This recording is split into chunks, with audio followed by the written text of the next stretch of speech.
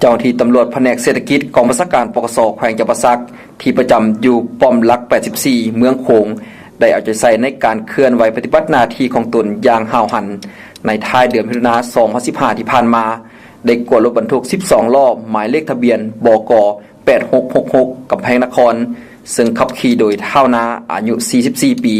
อยู่บ้านลุกปิงเมืองบุรพาแขวงคำมวน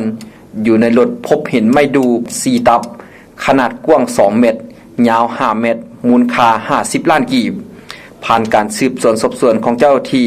เท่านาได้รับสารภาพว่าในต้นปี2015ท้าวคอนประสงค์อายุ42ปีค้าขายอยู่บ้านดงโดกเมืองไซธานีนครหลวงเวียงจันทน์ได้ซื้อไม้ดูจำนวน2ตับไม้หนาโตจากห้านขายไม้อยู่แขวงสยามบุรีจุดประสงค์เพื่อเอาไม้ดังกล่าวไปขายคนประเทศกัมพูชีเมื่อซื้อได้แล้วก็ได้เคลื่อนไม้ดังกล่าวไปไว้เฮือนของท้าวคอนประสงค์เองเมื่อฮอดวันที่26มิถุนายน 2015ท้าวคอนประสงค์ได้มอบให้ท้าวอำพรผู้เป็นลุงจ้างรถบรรทุกของท้าวนาในราคา8ล้านกีบเพื่อแก่ไม้ไปขายคนประเทศกัมพูชี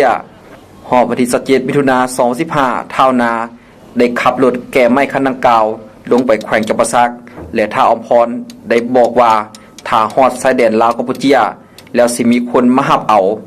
แต่มาฮอดป้อมหลัก 84 เมืองโขงแขวงจำปาสักจึงถูกเจ้าที่ตำรวจประจำอยู่ป้อมดังกล่าวกวดรถและกักรถไว้พร้อมกับไม้เพื่อทำการสืบสวนสอบสวนตามระเบียบกฎหมายปัจจุบันคดีดังกล่าว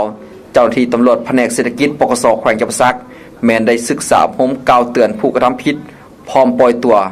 และมอบรถคืนให้เจ้าของส่วนไม้ดูดังกล่าวแม้นได้ยึดไว้เป็นของรัฐ